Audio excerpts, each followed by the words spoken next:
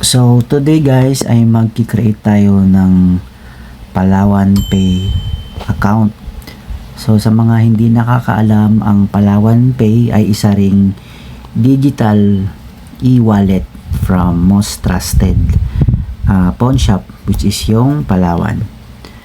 So sa mga hindi pa nakapag-install, i-install nyo na sa inyong mga Android phone. Free lang ito sa Play Store. So nakapag-install na tayo, ang gagawin natin ay mag-create na lang tayo ng account. So open lang natin yung Palawan Pay. So create account, and then lagay natin yung mobile number.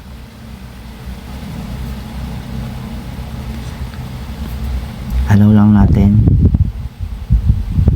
then next. So make sure lang na ilagay yung mobile number ay active para maka-receive ng OTP.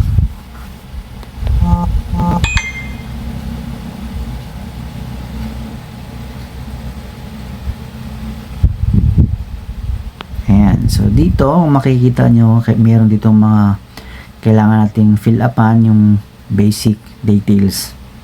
So first name, middle name, last name, yan. So lagyan muna natin to.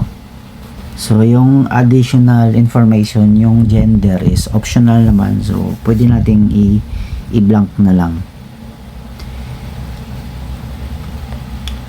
And then pagkatapos, pag okay na yung basic details natin, i-click natin yung next. And the next naman is yung current address.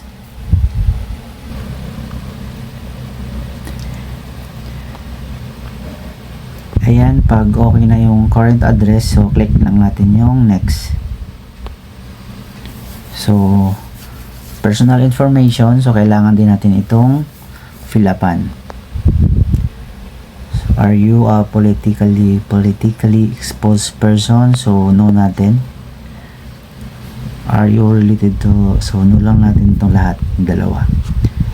Do you have business for, so if meron kayong business, so pwede nyo siyang ilagay dito. And then kung wala naman, so wag nyo nang piliin to yung none of the mentioned business, or yan. Then click natin yung next. So while using the app, so selfie, and then dito is kailangan natin mag-nominate ng PIN. So kayo nang bahala. So kung makikita nyo dito, meron na tayong account. So hindi pa siya totally upgraded. So may nakalagay dito sa baba is upgrade account and or get rewards using friends code. So kung meron kayong code sa inyong mga kaibigan, pwede nyo siyang ilagay dito.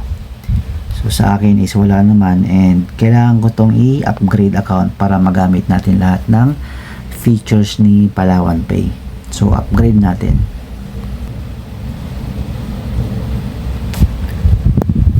So lagay natin yung email. So pwede rin naman walang email kasi optional naman siya. Kung makikita nyo dito, nakalagay dito, pwede tayong mag-check ng I don't have an email. So lagyan pa rin natin para in case may mga transaction na kailangan nating ng resibo.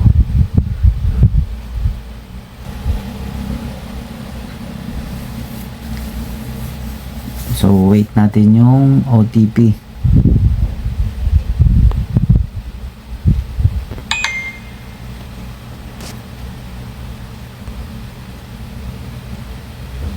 It's 73965.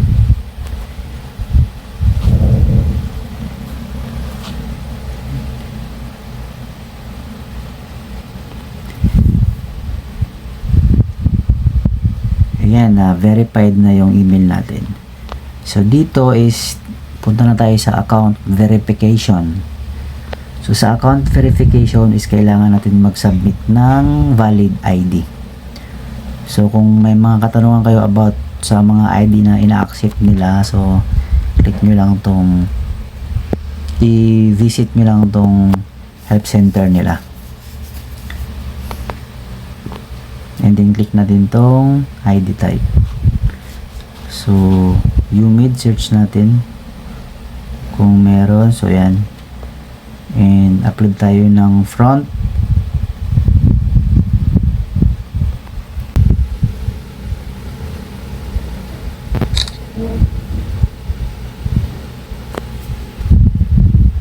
And upload tayo ng back.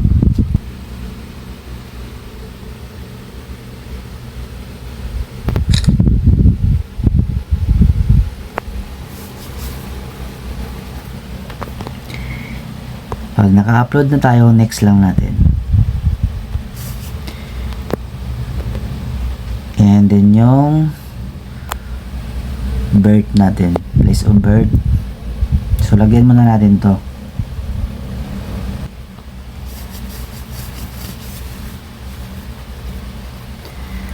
So, nakapagpasa na tayo ng valid ID. So, waiting na lang tayo ma-review yung documents and kung ma-approve ba yung pagpa-upgrade natin. So,